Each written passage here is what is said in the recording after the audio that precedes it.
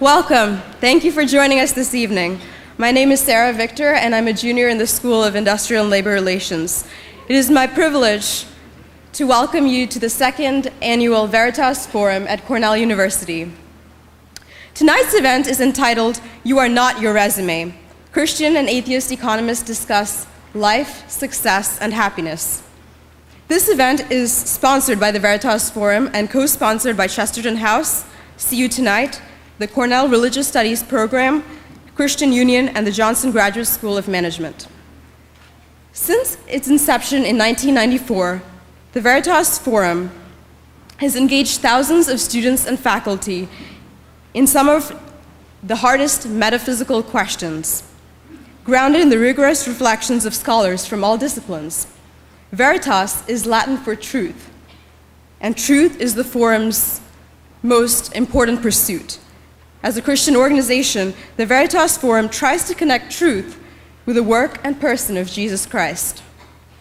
While the Veritas Forum is Christian in its leadership, the topics that it explores are relevant to all members of the community.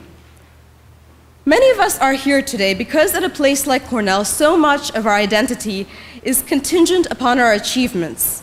We tend to view our self-worth in light of our networks, our GPA, our anticipated future earnings. In short, we tend to think of ourselves as our resume. But if we think ahead to the day we die, we might wonder, of what accomplishment would we be most proud of? On our last day, would we pull out our resume and ask that it be read as our eulogy? Or would we wish to be known for more than that, known for our character, for our personality, for the impact that we've had on other lives? These are all important questions to which we as human beings can all relate. What is success? What is happiness? And how does understanding these concepts influence the way in which we live our lives? For the next hour or so, we will dig into these questions with the help of some great minds. Tonight, we're privileged to be joined by two distinguished scholars who have thought long and hard on these questions. Dr. Robert H. Frank is the Henrietta Johnson Louis Professor of Management and Professor of Economics at Cornell's Johnson School for Management and the co-director of the Paduana Seminar on Business Ethics at NYU's Stern School of Business. His Economic View column appears monthly in the New York Times. His books have been published in 22 languages, and they include Choosing the Right Pond, Passions Within Reason, Principles of Economics with Ben Bernanke, and The Darwin Economy. Dr. Charles Lee is the Joseph McDonald Professor of Accounting and the Graduate School of Business Faculty Trust Fellow for 2012 to 2013 at Stanford University. He received his PhD from Cornell in 1990, and from 1996 to 2004, he also held the management chair at the Johnson School, which Professor Frank now holds. From 2004 to 2008, Dr. Lee was the managing director at Barclays Global Investors. As global head of equity research and co-head of North America Active Equity Strategies, he was responsible for Barclays' flagship hedge fund. He holds a certificate in biblical studies from Ontario Theological Seminary. Of course, seeing that the title of tonight's event is "You Are Not Your Resume," it is fitting that we note some other less professional tidbits about our presenters. Dr. Frank considers himself an atheist who enjoys windsurfing, tennis, one of my personal favorites, Sudoku puzzles, and a good mystery novel. Dr. Lee considers himself a Christian, and he enjoys fly fishing for trout in local streams, speaks fluent Mandarin Chinese, and takes pride in his recent feat of entertaining over 40 grad students at his house for Thanksgiving by himself. That is impressive. Tonight, Dr. Frank and Dr. Lee have been asked to share personally, ask honest questions of each other, and model a conversation that we as a university can continue, not just at this event, but beyond. Our moderator for this evening's discussion will be Dr. Andrew Chignell, Associate Professor of Philosophy in the Sage School of Philosophy at Cornell University. He received his undergraduate degree summa cum laude from Wheaton College and his doctorate in Philosophy and Religious Studies from Yale University in 2004.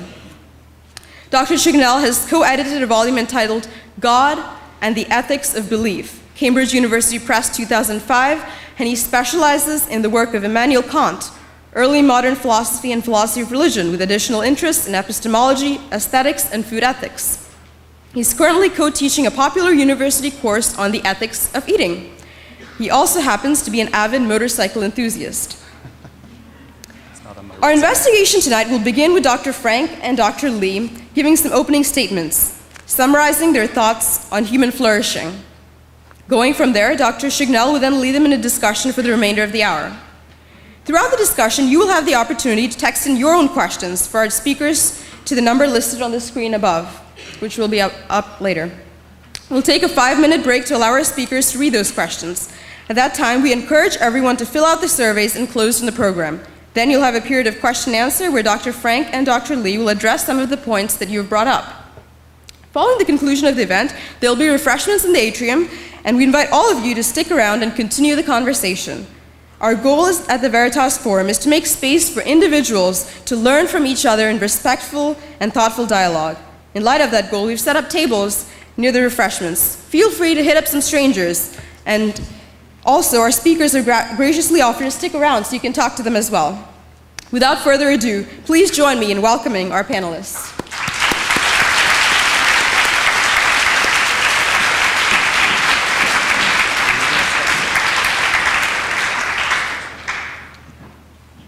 Thank you all for coming. We're very happy to be here. I'm completely out of place again. I was moderator last year for the Veritas Forum with 2 scientists, and now I'm moderator for 2 economists. I think I've taken 1 economics class in my own past, but I'm very interested to hear the discussion. And in a way, happiness and success and the good life and so forth is a very philosophical topic as well, so perhaps I can contribute something.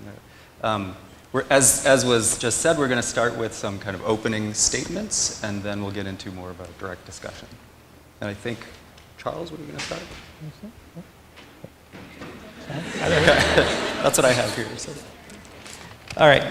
I'm really happy to be here. I know everybody starts by saying that, but in my case, I have some credentials to back it up. So I got my graduate degrees here and spending 4 years at Cornell, and then I went away for 6 years. I came back for 8 more years and was a faculty member here.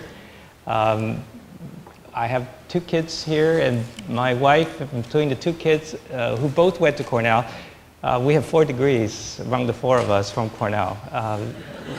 And in fact, we've lived here longer than I think we lived anywhere, so 12 years. We're currently on the West Coast, but it's we just love Ithaca, love Cornell to death, and we're just delighted to be here. And I'm also not only happy, I'm actually grateful to be here, because on my way here, we took a bit of a detour. So I flew east on Thursday, and my first stop was Boston. I was supposed to give a research seminar yesterday at Boston University. I arrived about the same day as Obama, but he left before I did. And when I woke up on Friday morning, the whole city was in lockdown. My hotel was right a couple of blocks from where the original explosions were. Do we have actually slides? I'm just going to show you a picture, if I have it. No? I might not have it. Oh, there it is. This was yesterday morning, out of my hotel room. There was a satellite dish, cops all over the place. Basically, instead of having a research seminar, all 15 campuses were closed, and I had a lot of time to sit in my hotel room and think about the state of the world that we live in. And a lot of that actually sort of flavored what I'm going to share with you today. Let me just start by maybe asking a question. This is way too big a group to cold call, but what do you think of success? Is success a good thing? Yeah. How many of you don't want to be successful? Just put up your hand. So I think most people think success is a good thing. But what about being a successful liar? Successful thief? What about successful terrorist? Not so good, right? When we think about success, we're defining it in terms of a goal. We define success as the attainment of some sort of goal. And real question really is whether your goal is any good, right? The success of a knife is to cut because it was designed to cut. The success of a racehorse is to run because it was bred to run. What does success look like for a human being? That kind of depends on what you think a human being is. In order to ask these questions, you need some sort of a worldview, some sort of a cogent, some sort of coherent, sort of metaphysical commitment to something. It's kind of like having an answer to the questions that the security guard will ask you when you he finds you in the middle of the night. He'll ask you, who are you? What are you doing here? And where are you going? And no matter how you address the question of success or the pursuit of happiness, in some sense, we all have some intuitive response to that, and that cogent worldview is going to affect how you live. In fact, as a Christian, I think that there's a lot more to life than just trying to be successful at work. I think Professor Frank might agree with that. And I mean, I'm sure he would, actually, because I've read some of the things he's written, and I know him as a friend for many years. But even in the work setting, I think how we live out our lives make a huge difference in the success that we experience, at least the meaning and purpose. And in fact, I think it's self-evident that how we choose to live our lives cannot be separated from what we believe in. Our day-to-day lives are shaped by what we believe in. And certainly that has been true in my own life, in my own career decisions and choices. So let me just tell you a little bit about myself, so maybe at least how I end up being a Christian, at least on the Christian side of this debate. Yeah. I wasn't born a Christian. I grew up in Taiwan. When I was 9 years old, my parents immigrated to Canada. So I grew up in southern Ontario. And I guess my mom became a Christian first. My father was a non-believer. He was a very articulate atheist. And so I grew up, religiously confused is the right term. I felt like God never introduced himself to me. When I got to college, God and I were sort of in a truce.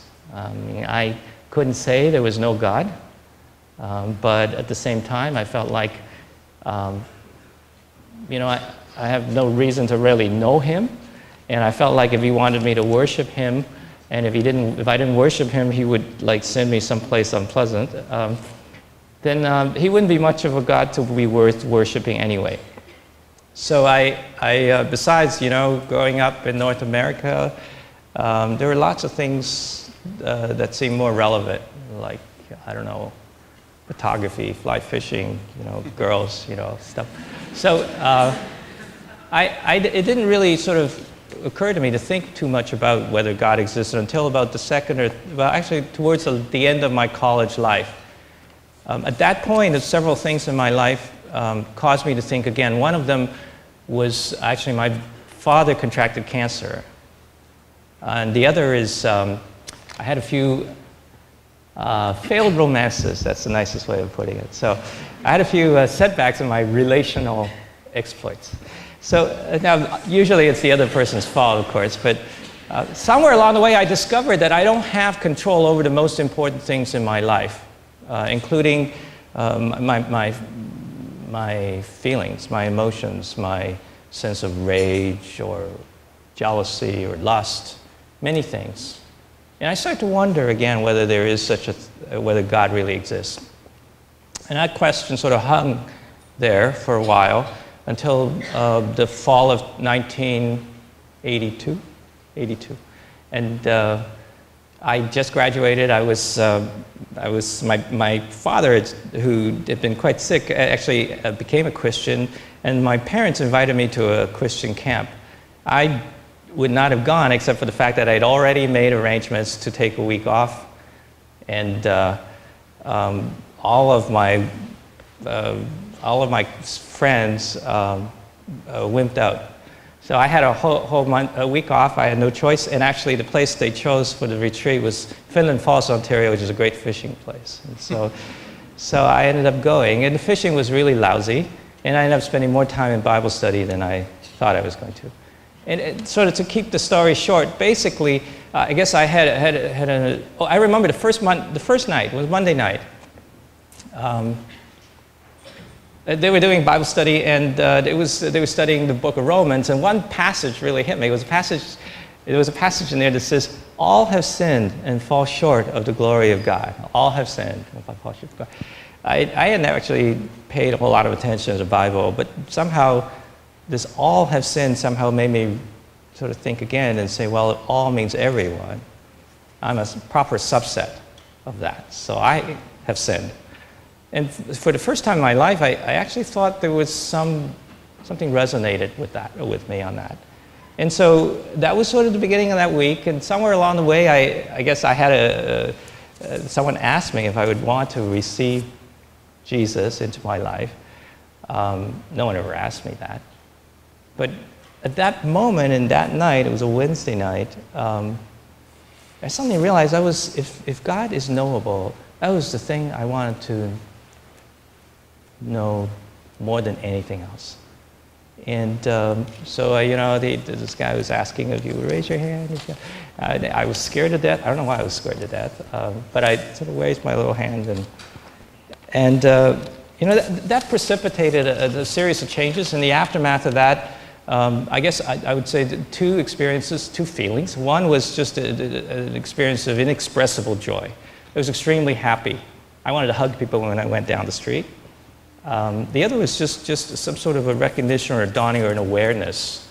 And it was sort of an awareness. I remember staying up all night realizing that I screwed up a lot in my life. A lot of things I couldn't remember that I screwed up. Somehow it just kept pouring back at me.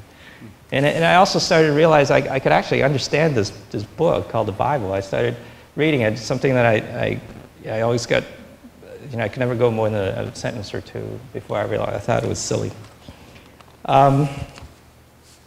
So that led to a lot of changes, including my decision to enroll in a PhD, to become a teacher, to apply to Cornell. And then all through my career, I don't actually have much time today to tell you, but actually eventually leading me to coming here and to be here today. I guess I would say that here's the crux of it. We all want to live well. We all want to be happy. We all want to be successful. But to do that, you have to ask yourself why it's so elusive in this human journey.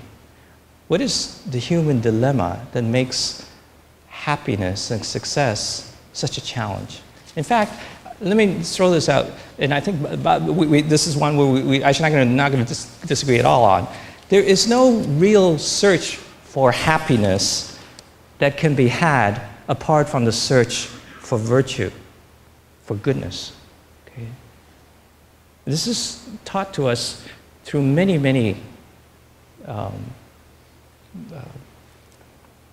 of our religious as well as cultural heritage, including the Greek Stoics, right? If you think that you can find happiness apart from looking for what goodness means, or virtue, or meaning, you will find yourself at a very strange corner in which you have neither. Okay. But the question is, why is it so hard to be good? And for me, being a Christian, I think that the response, the answer, we may have more time to talk about, but for me, I find it a very satisfying response in the Bible. That we who were built as a God-centered creature became, through a certain process, we call it falling, a self-centered creature. And a self-centered creature is going to find a lot of problems. The music doesn't quite play the way it should play in our lives. How am I doing on time? Do I have you're getting close. Maybe another minute or so? You're so kind. All right, if I have a minute, then let me allocate that minute to a person I like a lot. This guy, David Foster Wallace. How many of you read this? He's written a little book called This is Water. Okay. You can find it on YouTube because this whole book is basically a transcript of his convocation address to the 2005 graduating class of Kenyon College. And although he's not a Christian, he actually has some really cool things to say. And let me just read to you this little passage. I recommend the whole book to you in its entirety, but here he says, in the day-to-day trenches of adult life, He said there is actually no such thing as atheism. There is no such thing as not worshiping. Everybody worships. The only choice we get is what we worship. And an outstanding reason for choosing some sort of God or spiritual type thing to worship, and he lists a bunch, he's not a Christian, and it is that pretty much anything else you worship will eat you alive. If you worship money and things, if they are where you tap real meaning in life, then you will never have enough, never feel you had enough. If you worship your own body and beauty and sexual allure, you will always feel ugly. If you worship power, you'll feel weak and afraid, and you'll need ever more power over others to keep the fear at bay. Worship your intellect, being seen as smart. You will end up feeling stupid, a fraud, always on the verge of being found out. Then he says the insidious thing, actually, is that these forms of worship it's not that they're evil or sinful, it's that they are unconscious. They are our default settings. In other words, you just slip into them. And there was a time when university education cannot be separated from matters of faith and morality. I understand why there is more separation now, but I think maybe the pendulum has swung around too much. We spend all our time in universities very siloed, talking about technical knowledge, sectoral knowledge. We privatize faith. And in the aftermath of these Boston events, we have to ask ourselves, does the world really need more smart people or more good people? And I want to just... Well, I think Okay. we probably should hit but you Okay. will definitely have some time to talk You got it. in the later discussion period. Thank so, you. Good. I appreciate it. Just doing my moderating job. I'm grateful. Bob. Thank you, Andrew. Yeah, I can't say I'm glad to be back in Ithaca because I've been in Ithaca for 42 years. I started teaching here in 1972, and I used to feel surprised to be able to say to students, since before you were born, but now I say since before your parents were born, I've been teaching at Cornell. I got a note from a colleague today saying that she had seen a poster advertising this event in Goldwyn Smith Hall, and she said, what is this event about? She said there were two big headshots of Charles and me, and across his face was in big red letters, Christian, and across my face was atheist. And apparently the event was at least framed as a violent clash between two incredibly diametrically opposed ways of thinking about the world, which in a way I guess you'd have to say those are very different ways to think about the world. But I think from my knowledge of Charles and conversations with him over the years, I think what it'll really be more about is how people who view the world so differently can come to embrace such a similar, essential view of how the world works and what's required for a life of harmony and contentment. I was baptized as an Episcopalian, confirmed in that faith. I gradually drifted away. I think there's a lot of contingency in life. Maybe the people I hung out with were non-believers. The trend in support for same-sex marriage has been sharply rising, and I think that's an example of the extent to which what people believe depends so strongly on what people around them that they care about and respect believe. And when one more person shifts his opinion from view A to view B, that makes that seem a more normal view. So I think there are all sorts of things people can believe. They sound strange to outsiders. My wife and I enjoyed the Book of Mormon. If you read the Book of Mormon literally, it sounds awfully strange to my ear, but if you imagine somebody from another planet reading the Bible, it would surely sound strange to him too. So what we believe, all of us, is probably strange from a certain perspective. But I have to make sense of the world as someone who doesn't believe that it's all being directed by a higher force. And so my intellectual framework is, for want of another one, the one left to us by Charles Darwin. He, in my opinion, as among mortal men, said the most informative things about how we got here and what the whole enterprise is all about. And it's a really pretty simple scheme for him. In Darwin's view, individuals evolved by natural selection. The ones that were more likely to leave copies of their DNA into the next generation became more frequent in it, and mutations were selected because they helped individual organisms. So the purpose of the individual, to leave copies of your stuff into the next round. There's nothing very noble sounding about that, and indeed there's a lot of brutality in evolution. If you'll look at the behavior of lions, the lion who becomes the alpha male in a pride after defeating the incumbent alpha male, the very first thing he does is he kills the cubs sired by the previous alpha male. He goes around and brutally shakes them and murders them. And the reason he does that is just a simple Darwinian one. It's that when the mothers of those cubs no longer have cubs to care for, they come into fertility cycle again more quickly, and so he gets to leave more copies of his genes behind in the next generation as a consequence of having done that. And so I think the impression people have when they think about Darwinism is that it's an utterly brutal framework for thinking about why organisms do what they do, and it certainly does help explain a lot of the brutality that we see in the world, even in among our species, but it's more than that. It's not the Spencerian social Darwinism. It's not the survival of the fittest, nature red in tooth and claw. It's not just that. I think the big mistake people make when they think about the Darwinian framework is to think that because it survives, therefore it's good. One of Darwin's key insights was that many things survive because they help individuals survive and reproduce. That's why the traits are selected.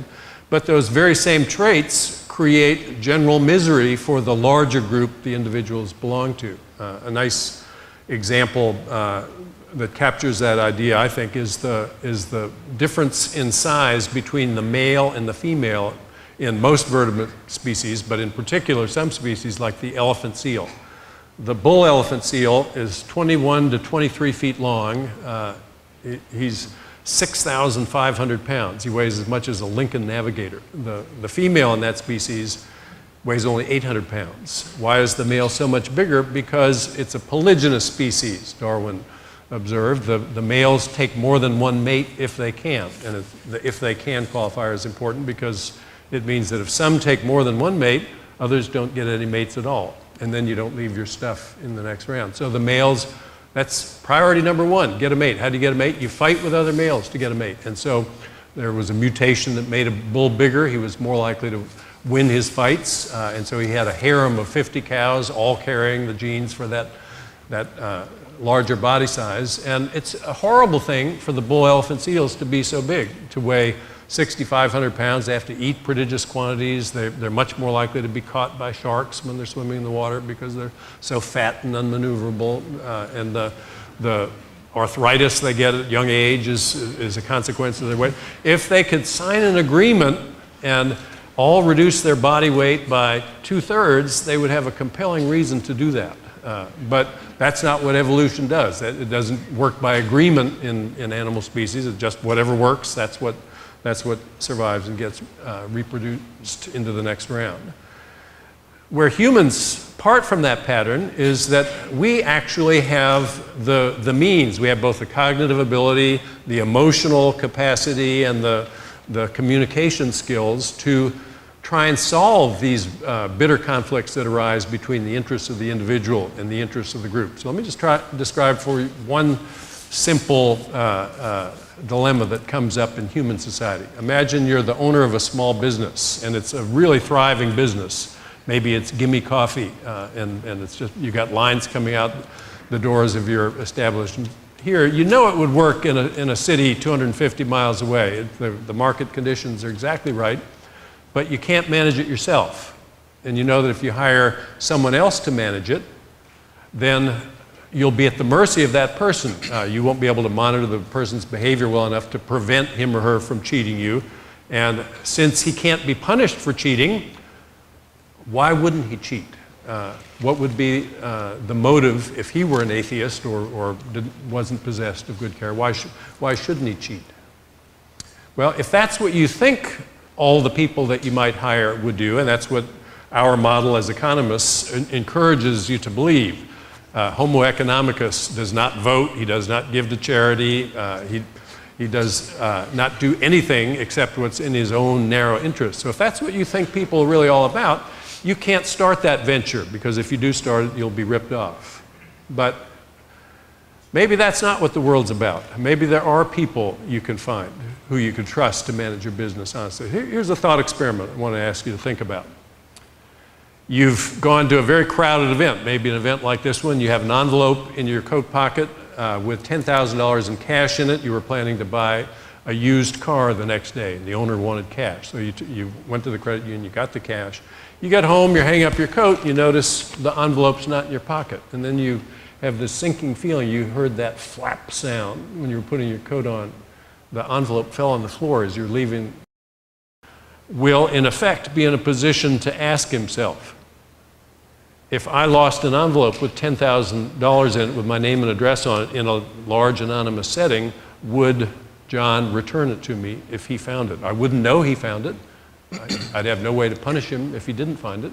But I would have an opinion if I'm like most people and I'm the boss of an employee that's worked for me for a couple of years. I would have an opinion, in general a pretty firm one, whether he would or he wouldn't.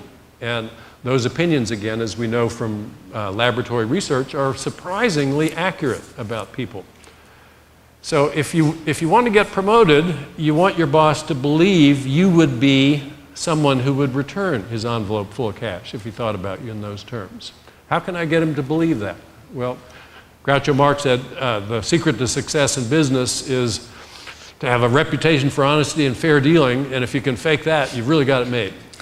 So, yeah, I'll try to appear honest, you may say. That's what the opportunist's goal is. But we're much better judges of character, and this is for complicated Darwinian reasons. The reason you're honest is not because you make a rational calculation that it would be good to be honest or rational to be honest. It's because you feel a duty to be honest, because you would feel empathy for the person who would suffer the injury if you cheated that person. And those emotions which drive moral decisions in those contexts are like signs on your face. If you know someone well, you know what their emotional makeup is. And when you ask people, why were you so sure about that person? Why would he return your envelope? I know him well enough to know that it just wouldn't compute for him to think about keeping my cash.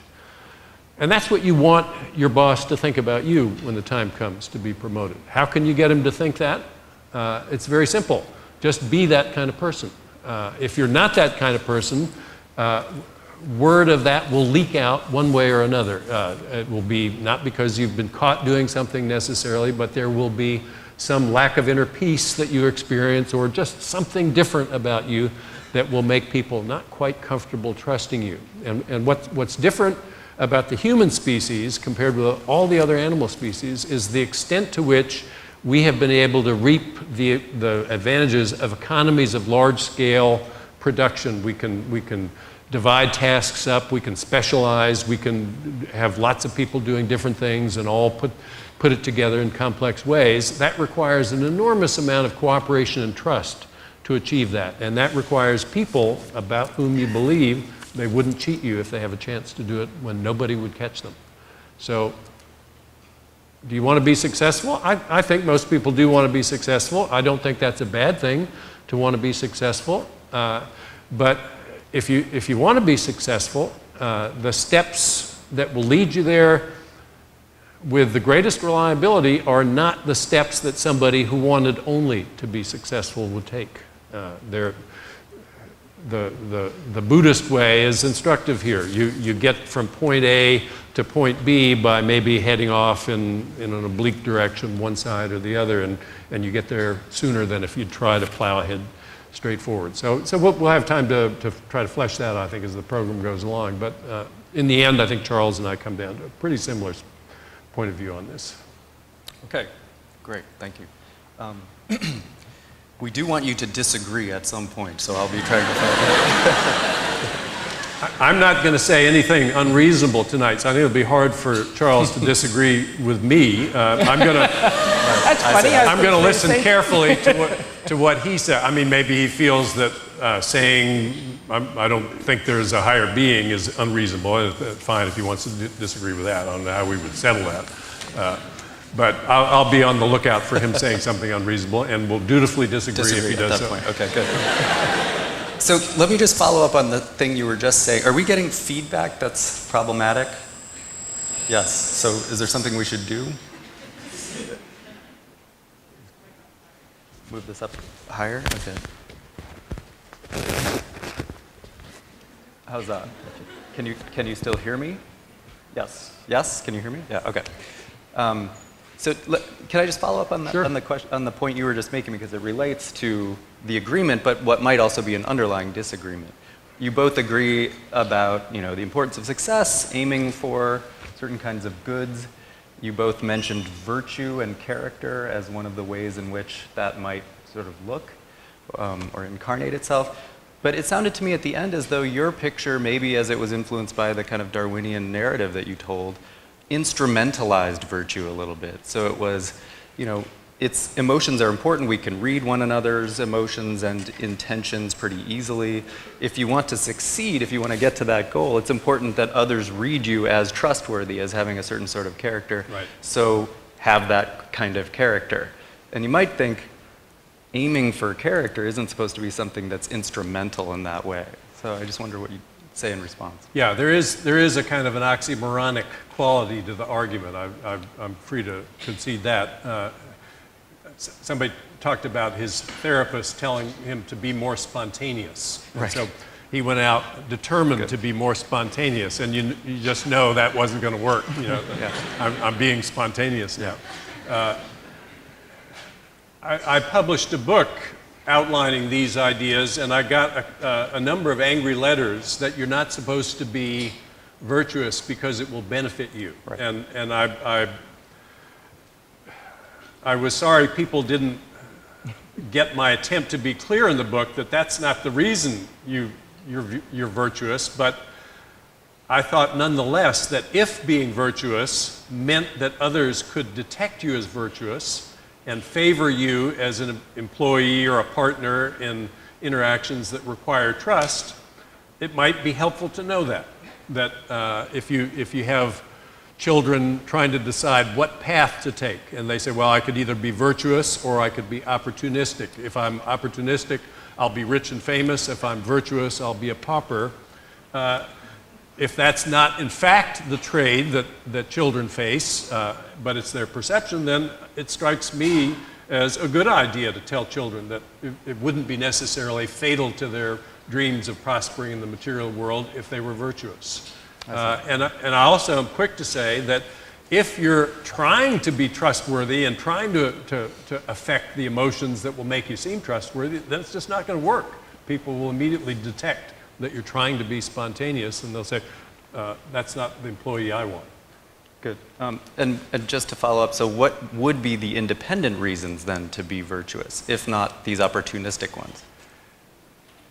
The emotions that we are born with, that we have the capacity to express, in my way of thinking about the world, had to have evolved for prudential reasons. Okay. We know from cross-cultural studies that when a 12-month-old child sees another kid in the group fall down and get hurt and start crying, they don't seem concerned about that. They'll look up just to see who's crying and what the fuss is about.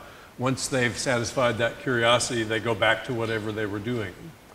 But then in every society around the world, at about 18 months to 2 years, children begin to manifest what by every appearance is a genuine concern and sympathy for the kid who got hurt. And they will stop what they're doing, they'll wander over to the kid who's crying, and they'll put an arm out and they'll offer words of condolence. It's a concern for the other. why did that evolve if it makes you do things that cost you money, makes you give to charity? And that's the central Darwinian question. And my answer to it is those are the kind of people we want on our team, the kind of people who don't think only of their own welfare, but think of our welfare. And that's how those emotions came to be forged in the first instance, in my view of things. But does that make them any less noble? Does that mean that if you have to incur a painful sacrifice to help someone, that it isn't painful for you? No, I don't. I think the noblest things we see in human behavior are motivated by those suites of emotions that I think were forged step by step by natural selection. And they're, to say they're just instrumental is kind of to miss the beauty of them. They're not demeaned in any way by the fact that they have an explanation, I don't believe. Good. Did you want to respond to that? Yeah, this is fascinating. It's much better than what I prepared.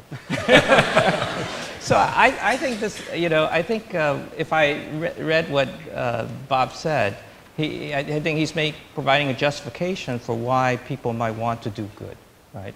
That apart from religious faith, people might want to be good. Okay? And I don't think that is as much of an anomaly to me. Maybe it is to some economists that the fact that people would want to be doing good is particularly puzzling. What I have observed in life is not that people don't recognize the currency of trust and doing good.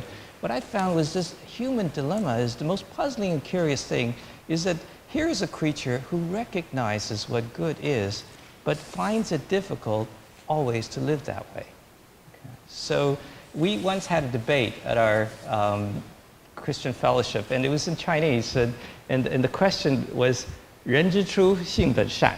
Okay. So for those of you who are laughing, are probably Chinese. What it means is either that or I told you he was smart. Just really, really smart.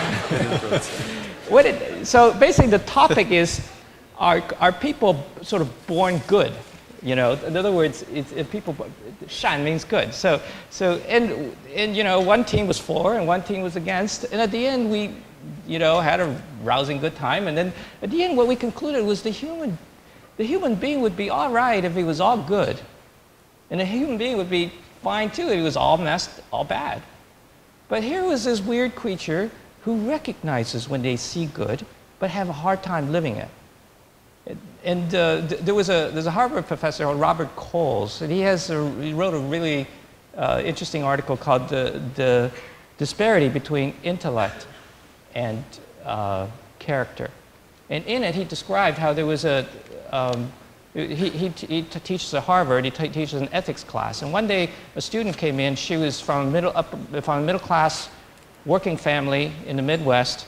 When she was going to Harvard, she had to work in the dorms to make ends meet. And so when she did this, some of her classmates lived in the dorms, and not all of them were nice to her. Some were crude, some were rude, and in particular, this fellow made repeated overtures or propositioned her. And she came in crying to Professor Coles and said, this boy gets straight A's in your class. He was, A1 in Harvard is she said, if we wrote an essay on morality, he would get straight A's. I would probably get C's.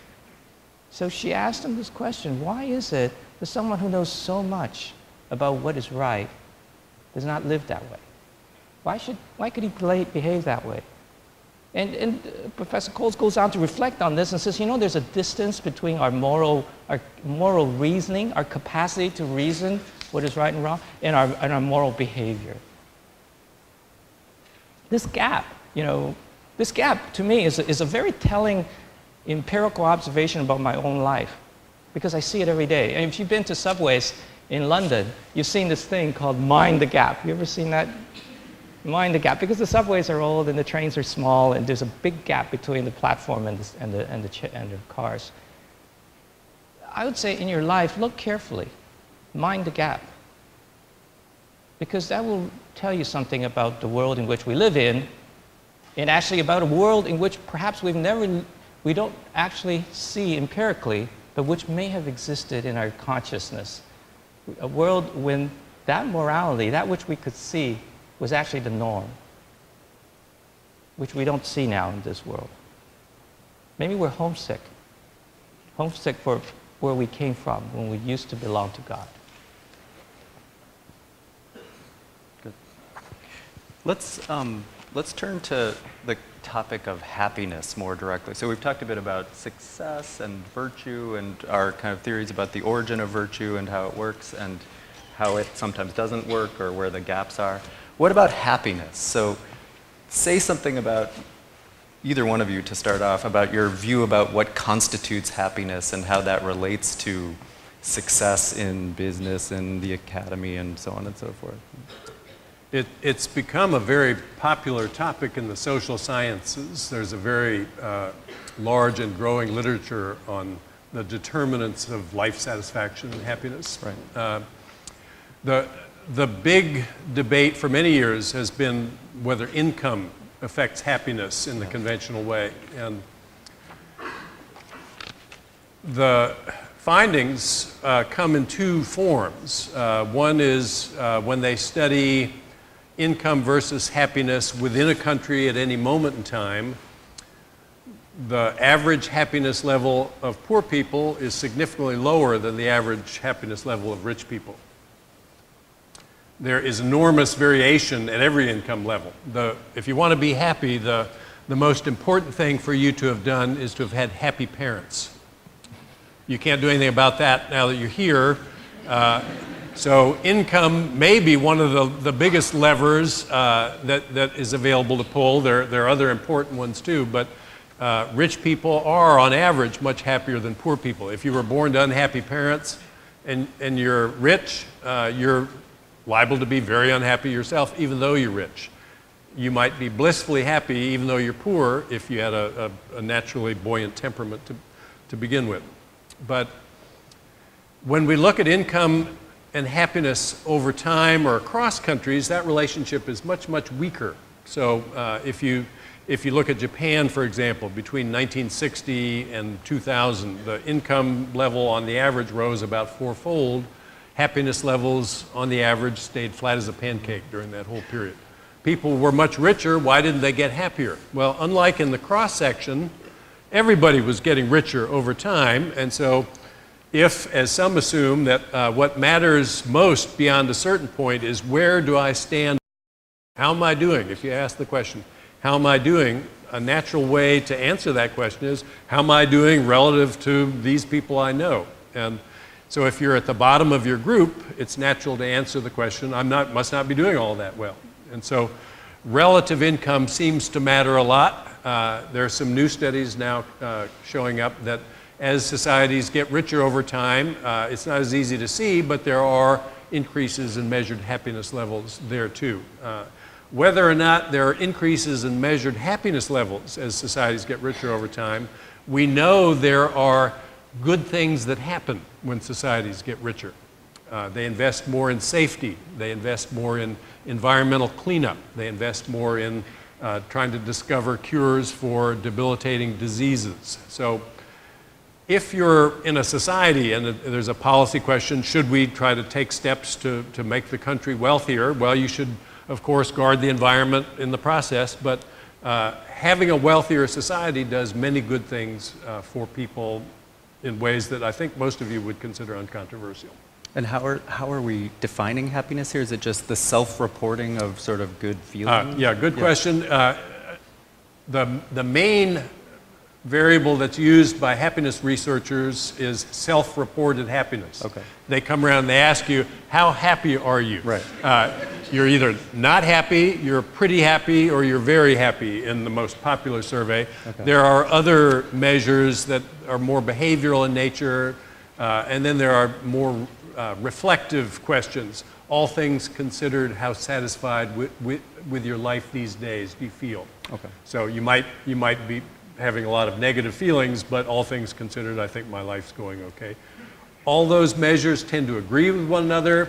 If you ask somebody, is your friend happy, then the friend's evaluation agrees with his own evaluation. Okay. So the economists in general are skeptical of these measures, but they've been vetted carefully, and they do seem to correspond to things that look like valid measures of something we ought to care about. So the psychologist develops the measures, and then the economists use them. Yes, we piggyback on their efforts. Yeah. No, I mean, it makes sense. So what about you? How would you define happiness? Do you follow the general pattern here, or do you have a different picture? I think in general, I think when we think about happiness, we think about a sense of well-being, a sense of contentment, and sort of the absence of the things you don't want, like anxiety and worries, and a sense of insecurity. But I think that if I want to sort of refer you to one passage in the Judeo-Christian narrative that's very telling to me. Okay? In Genesis 3, most of you, even if you don't have a Judeo-Christian background, you know the story about Adam and Eve eating the forbidden fruit, right? What happened next, to me, is very telling.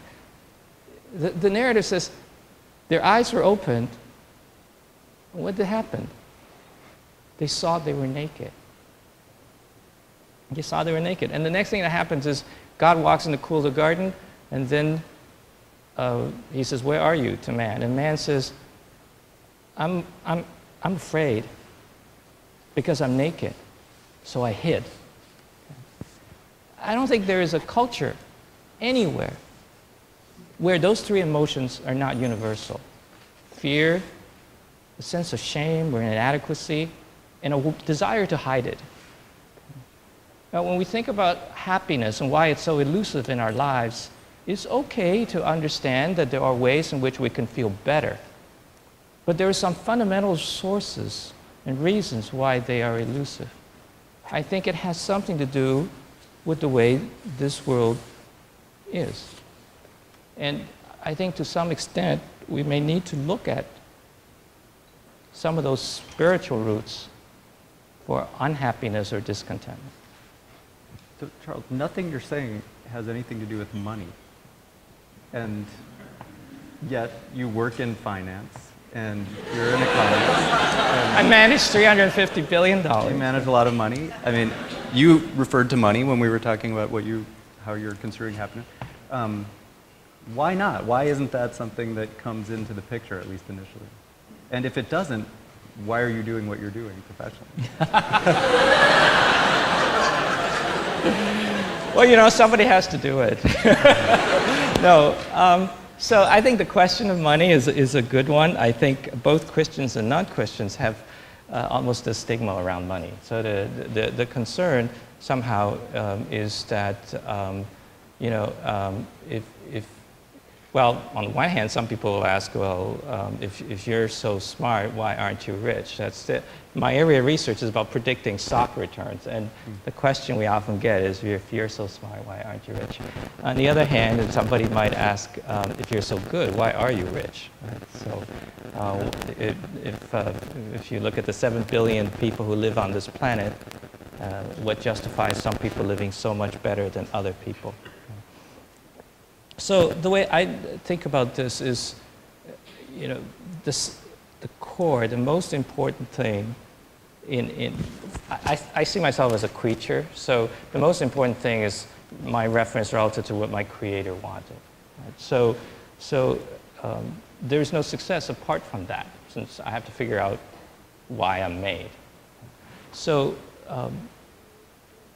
whether you manage money or whether you're an educator or whether you do every other thing, the real success, if you will, is whether or not you're doing what you're called to do, what you think you should do, and you've done everything you can to try to understand that.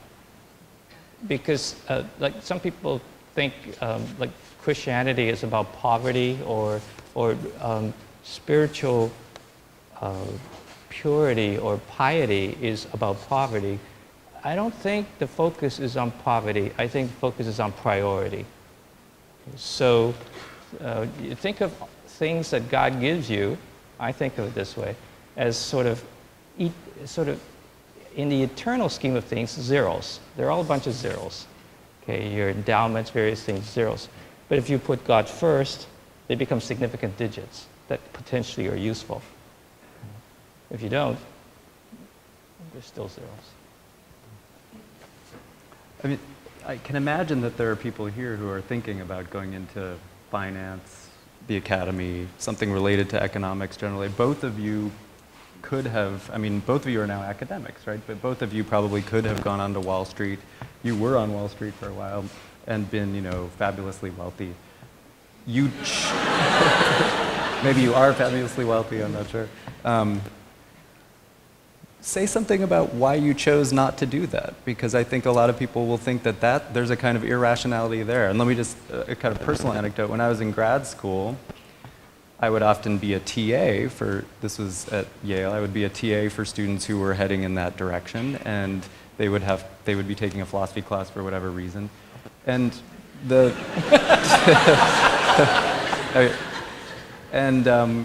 my fellow TAs and I got the clear impression that a lot of the students viewed us as kind of smart but tragic cases who kind of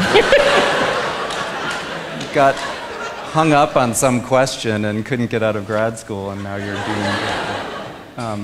and so, you know, why not just focus on the making of big money? Yeah, it's something that I feel in the business school is the most difficult message to communicate to students. They want to work for McKinsey, they want to work for Goldman Sachs, they want to be a private equity person or a hedge fund manager because they see the spectacularly big paychecks associated with those activities, and they think that that's the way to be happy. Right. It's not the way to be happy. The evidence is very clear that salaries beyond a certain point really don't make much difference in terms of the level of contentment that people feel. There's a concept in the psychological literature called flow, when you're deeply immersed in an activity that somehow the day or the hours flew by and you weren't even aware of it. Those, for me, are the very happiest days I ever experienced. They're not the happiest days for my wife, necessarily. When I'm writing a book, the first thing I want to do in the morning is just get to it and pile up some more words on the file. And I'm just carried along by the narrative, wanting it to progress. And so I'm not much of a companion when I'm experiencing flow. But it's not, and so I don't write books most of the time. But it's a joyous experience, and I know many other people who have that experience through their work. And if what you want is to get rich, it will just be a matter of pure chance if you ever end up with a task that is so engaging to you that you experience the joy of that flow. The very most important thing to do when you pick a job is to pick a job that you think you have the capacity to love just for its own sake. Never mind the salary. We know that salaries are related to job characteristics. If you're going to do a morally compromised job, for example, you can get paid extra. If you write ad copy for RJR trying to persuade teenagers to smoke Camel cigarettes, you'll be paid 3 times as much as if you had the same skills and were writing ad copy for the American Cancer Society trying to persuade teenagers not to start smoking. The moral taint of the first job commands a premium. Just like Adam Smith said, nobody would be a garbage man with a given skill set unless there was a premium pay. Why should you work in those smelly conditions? I'd rather be a lifeguard. The jobs that entail moral compromise pay less. So if you think you want to make money, then you ought to find the most morally culpable job you can find, because other things equal, that'll be the one that pays you the most, or the one that has the most unpleasant condition. The absurdity of that as a strategy for choosing a job, I think, becomes clear when you play it out. If you'll pick a job that you love, what's going to happen? You're going to get immersed in it, you're going to get good at it. And in the modern labor market, the more we study it, the clearer it becomes that if you're really good at something, that's when real material success comes your way. If you're the best at what you do. And if you don't like what you do, what are the odds you're going to ever end up being the best at what you do? It could happen. Maybe you're just so talented that you'll be the best person doing that thing that you don't like. But if you're a betting person, you got to bet against that outcome. So pick a place where the people aren't doing things that you'd be ashamed to do, because if you go there, you'll end up doing those things too. You don't behave differently from your environment for long, people find. And pick a job where you'll just want to be doing that job, and then you'll get good, and the money will probably take care of itself. But if it doesn't take care of itself, at least you'll be doing something you really like.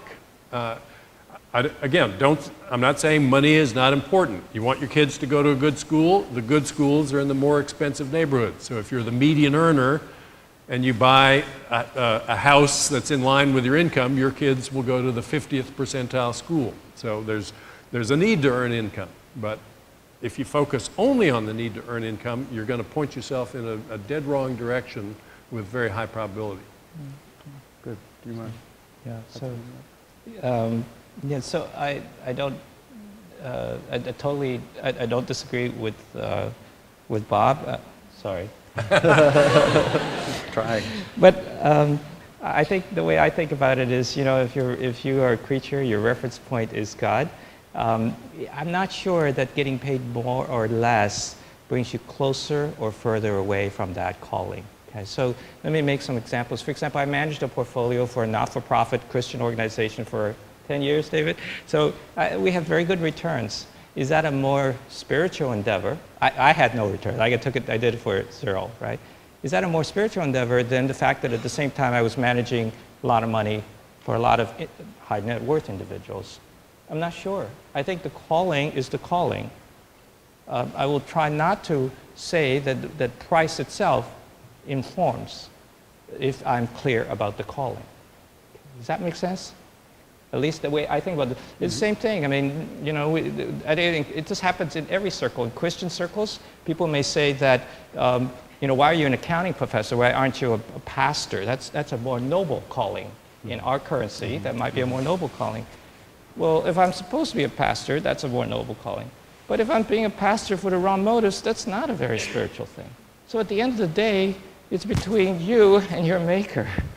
And at the end of the day, everybody else is just providing input. And to make that decision in the context of your conscience before who you think created you and who has a claim on your life. Maybe you at least differ in this way, that you, in the language of vocation, might think that someone could be called to do something that perhaps isn't going to produce a lot of flow and a lot of joy and well-being. Maybe there's an aspect of duty to it, right? That is going to be different if you're thinking about it as a call from okay, God. But I totally sort of resonate with this flow thing. But let me make that up. So as an example, like my son, it took him a long time, even though he grew up in a Christian family, to decide to commit his life to be a Christian. It wasn't that he had anything against it. He's just afraid that God was going to send him out of his flow, so to speak. Mm-hmm. He was afraid that God would send him to, I don't know what's a horrible thing, be an accountant or something. So, funny thing is he's studying accounting right now in master's, but that was not where he started. So I think it's very natural if you don't have a sort of an orientation, religious, spiritual orientation, it can be very uncomfortable having someone, or even having to even ask someone for permission in your life, or maybe inconvenient. But if you think about who it is that you are trusting, and if this is really the creator, it's not like asking for permission from your thesis advisor. I mean, this guy actually sort of potentially knows you and actually wants you to be in your flow. After all, he designed the flow. So it may not be a terrible thing. Okay.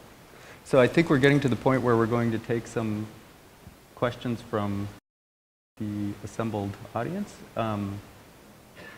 Is there time to text in a final question if they have them, or they're coming up here? Okay. Okay. So while our speakers prepare for the question and answer section, you can take a minute to fill out the surveys that you have. You got as part of your flyer coming in. The Veritas planning team aims to create events that are relevant, thought-provoking, and engaging to people of all backgrounds and beliefs, and so we need your help with that. Please pick up your Veritas 60-second survey card, which was part of your pamphlet, and you could fill that out now.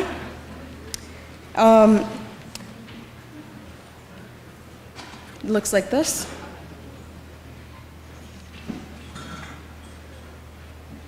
Also, in regards to the email address at the bottom, we'll only use your email address to send you a survey about tonight's forum or to let you know if you've won our iPad in our raffle today. And after the conversation, you can fill out the bottom section of your survey card. So at this point, you can also send in any last-minute questions you have to the number up there.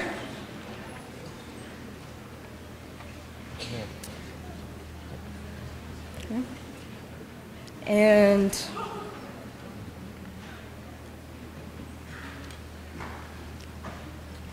are you set for the questions?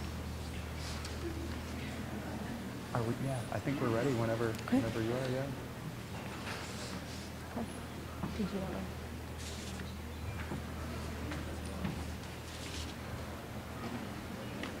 Okay. Yeah, I know, it feels like an earthquake. It just...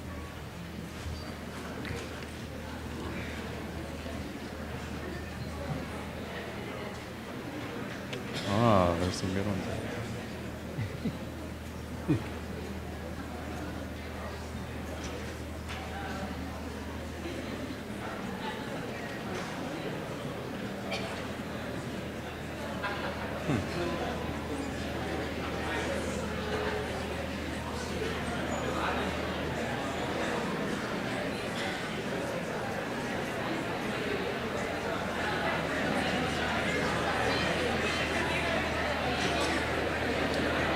Okay, if you're done with your surveys, we'll bring it back.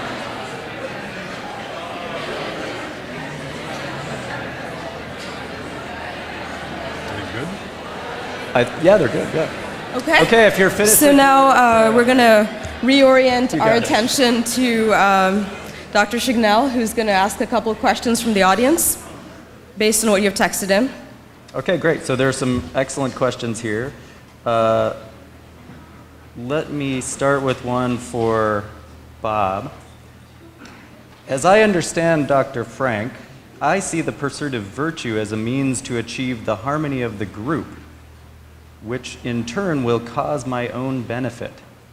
Humans are gregarious by nature, so this is all right. However, as an atheist, I can't help but feel emptiness and some lack of purpose once I acknowledge this. That is the view that you were putting forward. How could I deal with this, the emptiness, the lack of purpose?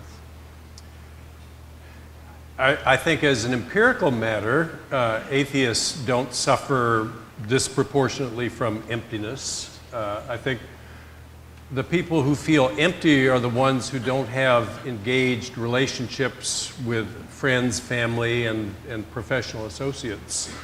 And there's nothing about how we came to have a desire to have such relationships or a tendency to take satisfaction from having them that depends in any way on how those things came to be. I mean, those are just contingent facts about human beings that are clear, however you might think they arose.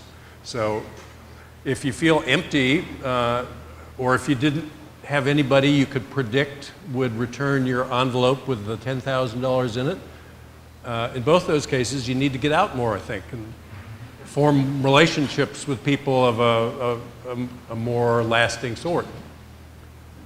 Okay. Again, Sarah asked, is it your resume or your relationships? Well, it's not one or the other. I think if you're not able to form effective, engaging relationships with other people, then you're not an effective member of a team. And if you're not an effective member of the team, you probably won't enjoy much material success. I mean, there are a handful of occupations where you don't have to be on a team, but the human condition on average requires you to be a trustworthy, likable, loyal, honest member of a team. And So the emptiness response is, you're suggesting, just kind of irrational. This is the Not way that it it's develops, irrational, it just may mean that you need to reach out more I see, and yeah. dig a little deeper in your attempts to forge those relationships. Okay. Anyway, people who report that they have a lot of close relationships show up as consistently at higher levels of life satisfaction in those surveys that we were talking about earlier. Right, okay. This is for Charles. If we're only good because we believe God is watching, are we really being good, or do we just fear punishment? Very good question. I'm hoping that I don't feel good just because there's an exam or that God is watching. I'm hoping that I feel good because I want good. I love good. Because good intrinsically is valuable to me. So,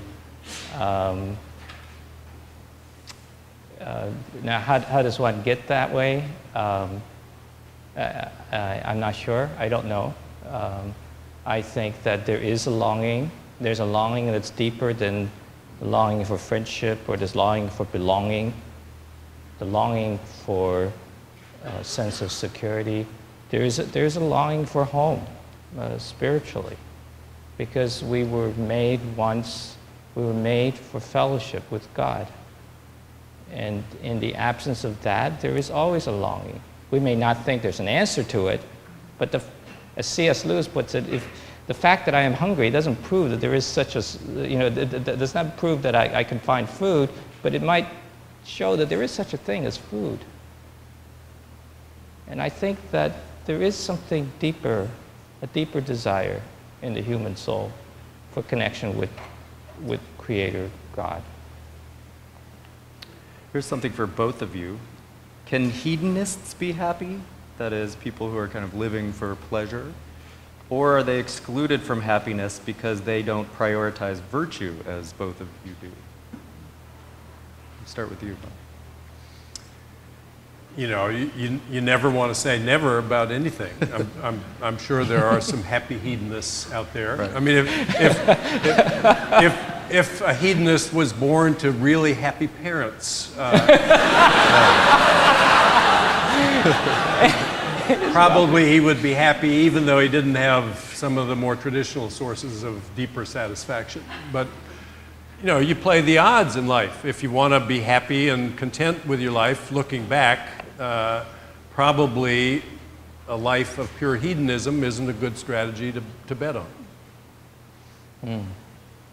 Yeah, I can't agree more. I think that once you've decided that pure hedonism, and actually, you know, what is this, Saturday night, and you're all here, you know, and I recognize this is not the entire population of the student body at Cornell, even while. So I think that this is a self-selected audience and probably think that hedonism alone isn't what life is all about. Then I think you have to think carefully about what else is important and how you find it. Okay. Dr. Frank, by what metric do you measure nobility and virtuousness, if not religiously? In a moral quandary where there is no clear right answer, how can we gauge what actions are best? You know, as an economist, my natural inclination is to side with the people who measure the costs and benefits of the different alternatives and try to assign value to them as consistently and as clearly as possible. And then when there's a tough call to make, try to make the choice that entails the greatest balance of good over harm. I appreciate the idea that there are good reasons not to trust a consequentialist. I think every interesting moral choice is one where you want to do something, but you don't know if it's okay to do it because it might be harmful to others.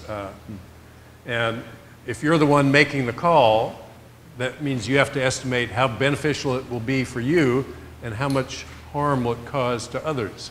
And those estimates are always very ambiguous, and since you have an interest in the matter, you're liable to find yourself fudging upwards the benefits that you think you'll get from doing this thing you want to do and playing down the harm that it will cause to others. And so you're more likely to do it than you ought to be in some cases. And then as more and more people choose that way, then you get a race to the bottom and norms fall apart and so on. So there are many difficult dilemmas, but I think in principle the way to resolve them most satisfactorily is to look for the values at stake on the competing sides and try to figure out some way to assess them.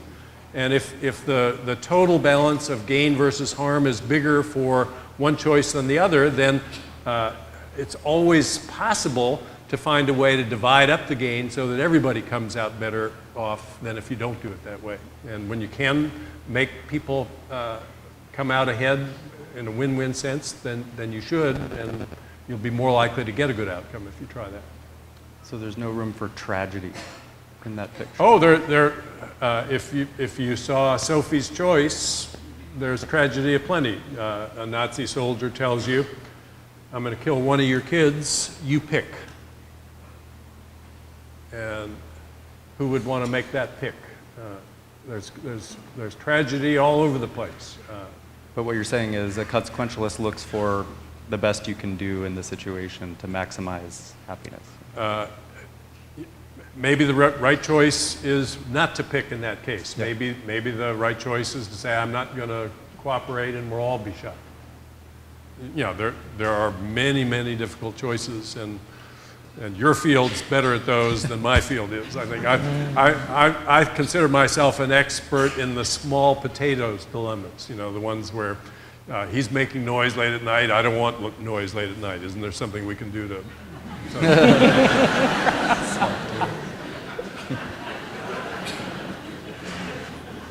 Dr. Lee asked, do we need more smart people or more good people? In reference to the manner in which our university system is organized. Is this to imply that faith should become integrated into our school and university system? Oh. I think Cornell is a leading force in separating the two, so I'm not that retro. Okay? But I think it's been healthy actually for both the spiritual pursuit and the educational to think carefully about what each one is about. Okay? But I do think that the pendulum has swung to the point where we actually relegate all discussions of anything spiritual or religious, it seems, to dorm rooms and beer parlors, or maybe philosophy classes, I don't know, I didn't attend all.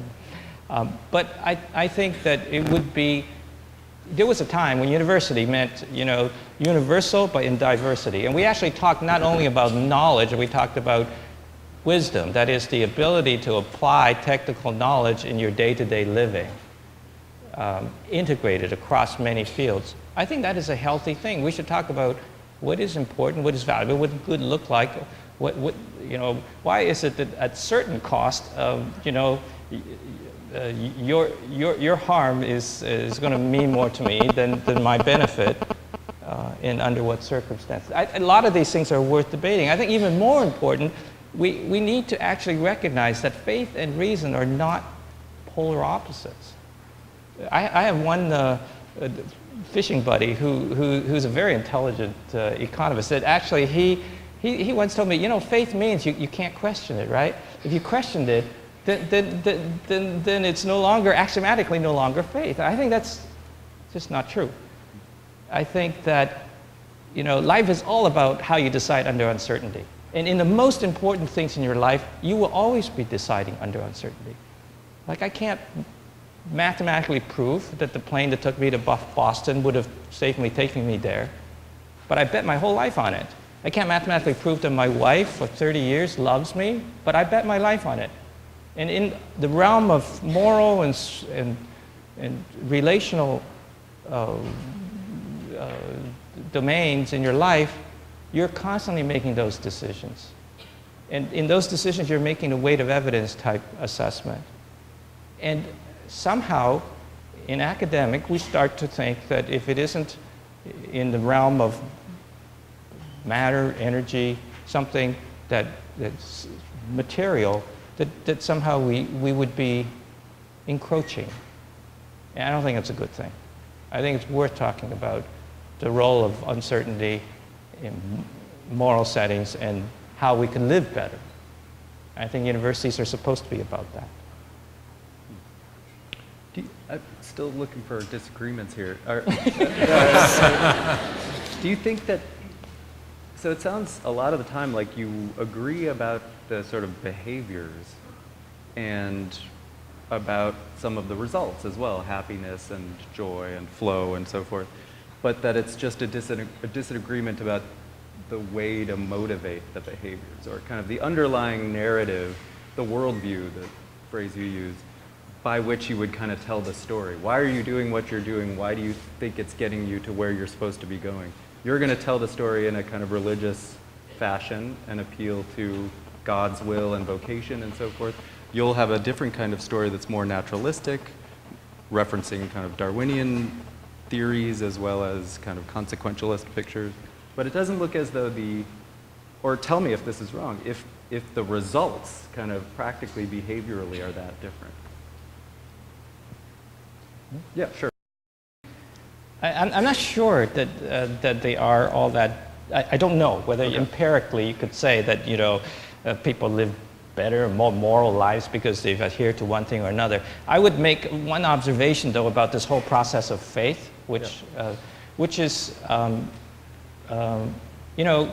doesn't coerce faith. Okay, I think in other words, if He wants to so if you say to God, why don't you prove yourself? Why don't you just move this mug from here to over there and I'll believe in you? I don't know if anyone's ever tried that. But, I'll give you, God, in fact, I'm in a good mood, I'll give you 30 seconds. Okay, so God often doesn't engage in that sort of thing. He doesn't entertain it.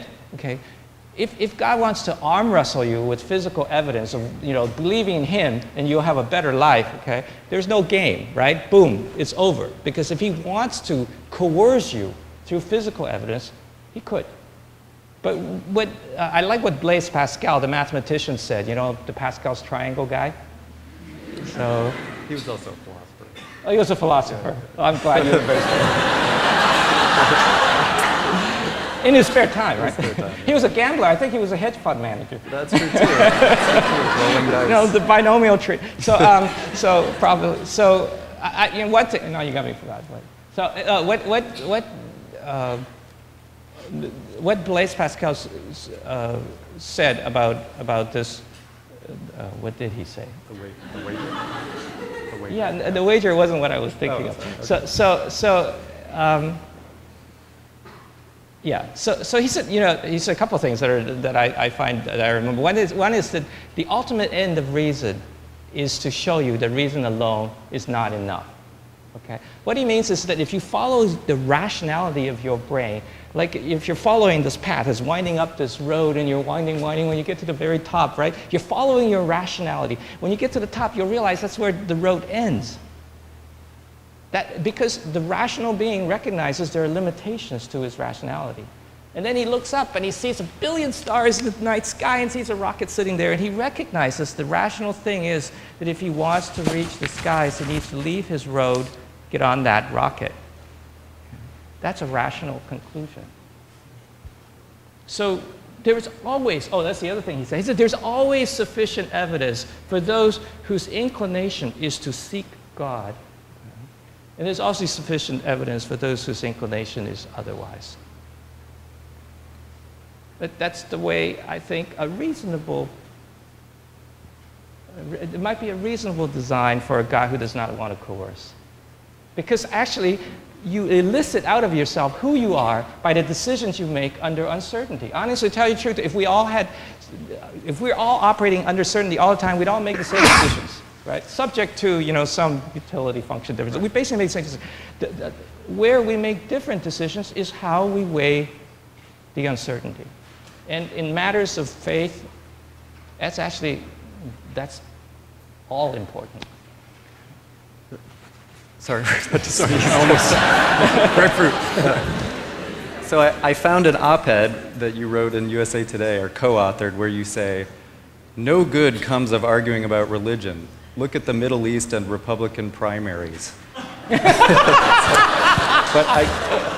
But I do want to ask you to argue a little bit about religion in response to that and the question, which is just to say, look, does being religious, does having the narrative that Charles is putting forward change anything with respect to how you think about happiness? And do you want to reject part of what it changes?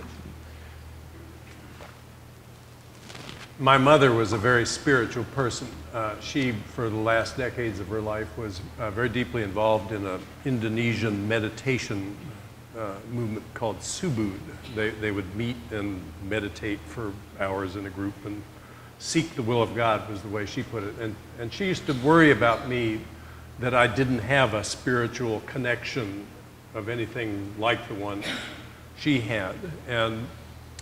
And I could see what it did for her. I mean, she was a very charismatic woman, a woman that you could just sense there was this aura about her.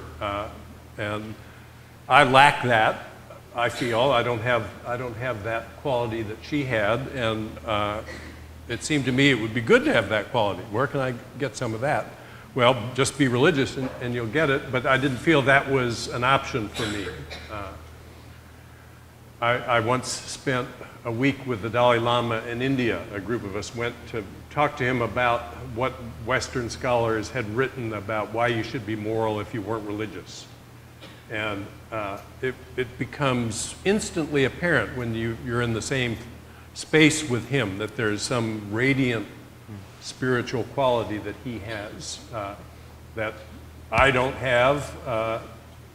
I don't know very many people have anything remotely like that, but I think it would be great to have some of that.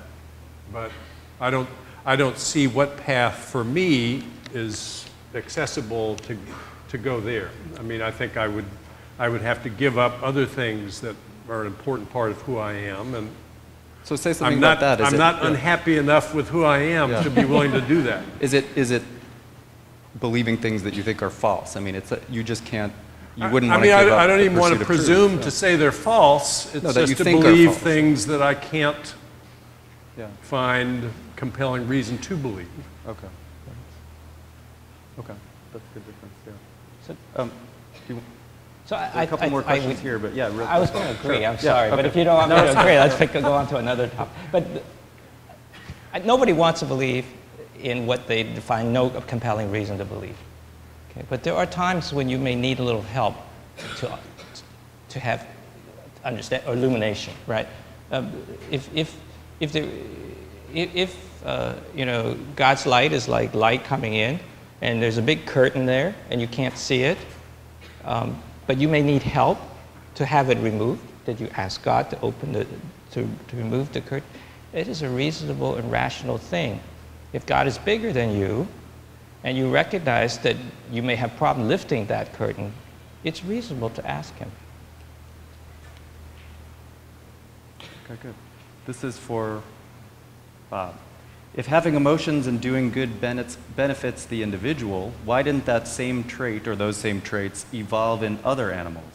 In other words, why do we see such extremes of altruism and virtue in the human species and not in others?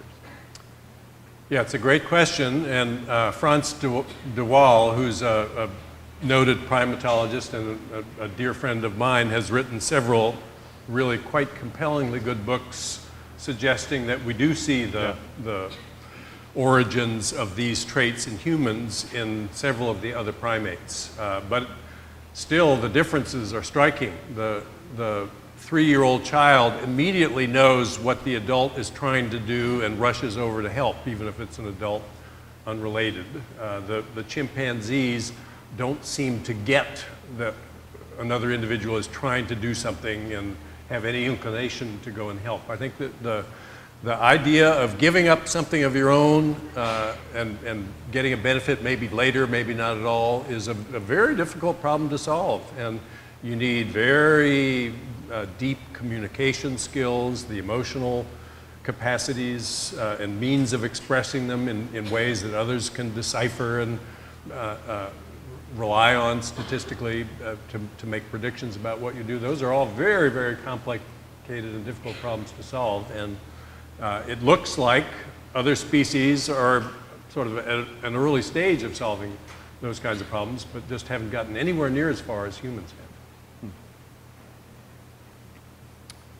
For Charles, you quote the Bible and use it to back up some of your views, but the Bible is also quite clear that the rich are not able to get into heaven, or that it's as easy for the rich as it is for a camel to get through the eye of a needle. How do you put together these tensions? I'm glad you're reading the Bible. Yeah, I think that Jesus does say it is harder to get to heaven, for the rich to get into heaven than through the eye of the needle. And that passage actually has two examples around it. One of them is a rich young man who wouldn't, when Jesus said, "Go sell everything, follow me," he declined, and that precipitated this comment that he regrets. In fact, Jesus looked at this young man, loved him, and said, it's sad. Okay, it's sad that those riches are more important to you than something else. But then, just behind that, there's a story of a fat little guy called Zacchaeus, who is a very wealthy tax collector. Who I think tax collectors are like today's hedge fund managers or something. It's pretty bad. And actually, Jesus looked at this fat little guy on a tree and he says, "Hey, Zacchaeus, come on down. I want to have dinner with you tonight." This guy runs scrambling down, and then he actually says, "Oh, if I owe anybody anything, I'm going to pay back fourfold," or something like this. So the thing I think that's really important is where your heart is.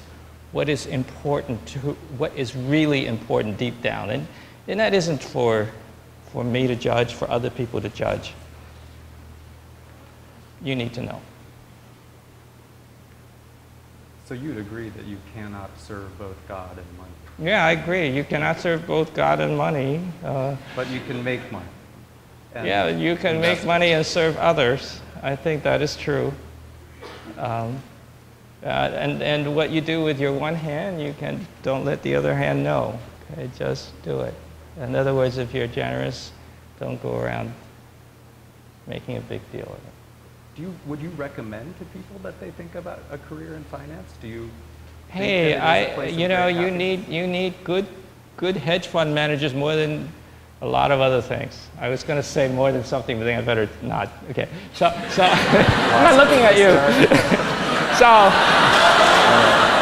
I think that you think of this. You need good dentists. You need good, honest people. Just like Bob said, right. It's a scarcity. Okay. Let me give you. I have a friend who, I know one guy who worked for a hedge fund for 2 years. He didn't know that much before he started. Then he worked for 2 years, and they just started a company competing directly with these guys. Okay. And when he was asked why, he said, "Well, I got seed money, $100 million. He said, "How often do you get that?" In other words, he does not disagree with the fact that this was not a moral thing to do, but he says, "Hey, you'd understand, it's $100 million. Okay.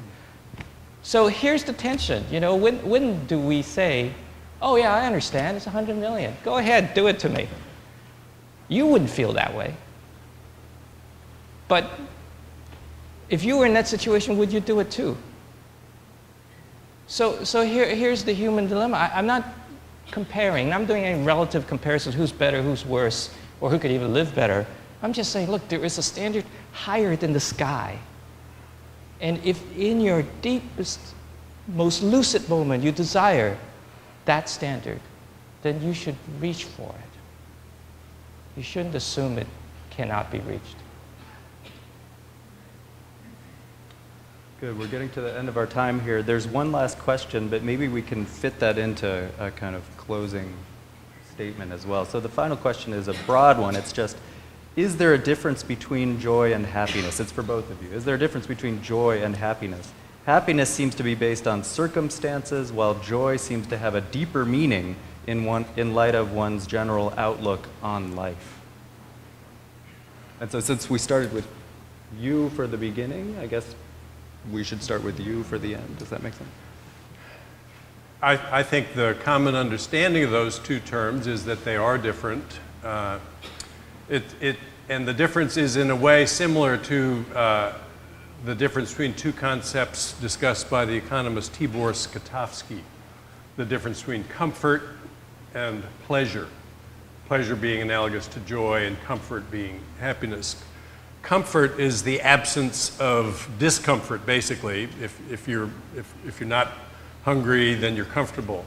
If you want to have pleasure, you've got to be hungry first, and then the act of moving between states from being hungry to being sated, that's the moment that pleasure occurs.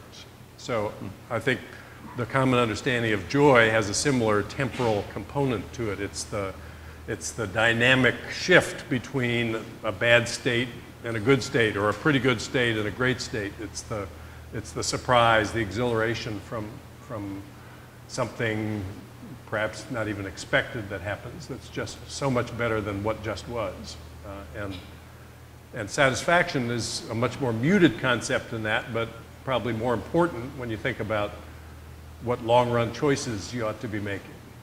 If you want to think about programming some joy into your life, then you might do as cultures in the past did, which is to fast for a while and then have a feast. I mean, there are ways to sort of construct that experience. But I think there are many other practical things that are more worth worrying about than that. If you want to lead a life, you have to think about whether you'll have money enough to lead the kind of life that you aspire to lead. And in New York City, if you want to have a couple of kids and feel like you've educated them well, most of the people we know in New York City feel that means they've got to send them to private schools, and that means $35,000 a year tuition.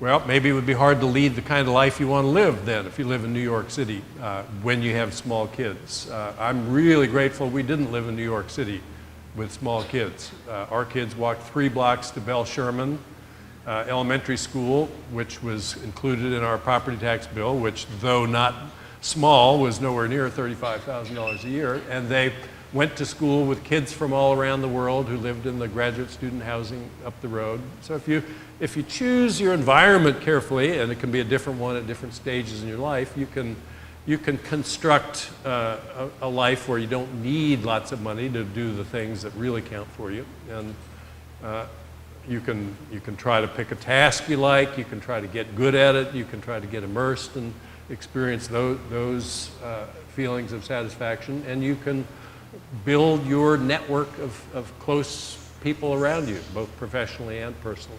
And so all those things are within reach for people, whether they believe in, whether they're Jews or Christians or non-believers. So I think there are good choices available to people, and I think when people think only about how can I succeed in this narrow material sense of the term, do they make choices that end up being kind of sad when they look back. We were on the road to somewhere, but then we got there and it wasn't anywhere. Thanks. Same question. So I don't know how to compare across subjects. Let me just give you a time series observation about one subject, me. You may not like me much today, but I assure you, you would like me much less if I didn't become a Christian many years ago. And with respect to the question of joy versus happiness, I'm not sure. I always associate happiness with sort of moods or ups and downs, and I do think of joy as some sort of quiet state of sort of when I reflect on reality, I have a sense of wellness that swells up from nowhere. Before I was a Christian, in my most lucid moment, in my quietest moments of my life, I have to say I was, in retrospect, not joyful. Okay? Melancholy, maybe, because I seem to see the world too much as it really is. But I think the main difference after I became Christian is that in my most lucid moment, I still have ups and downs and times when I go crazy. But my most lucid moment, when I see things most clearly, joy is not an unreasonable word to describe how I feel. Is there anything else by way of closing statement that either of you would like to make? I think we've kept people from the pubs far too long already. I just want to make sure. Let me just say that since philosophy was a little under attack here once in a while, I want to point out that one of the things we do in philosophy is metaphysics.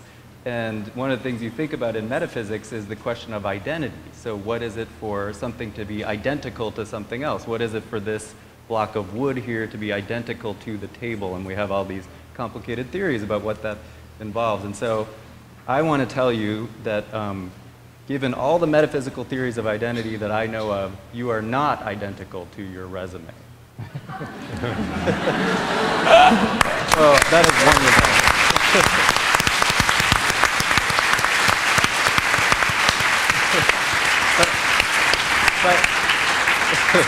But apart from that very minimal result, I'm very happy to have learned from and gotten a lot out of this discussion with these two incredibly impressive and accomplished economists. So thank you very much, and thank you for your questions.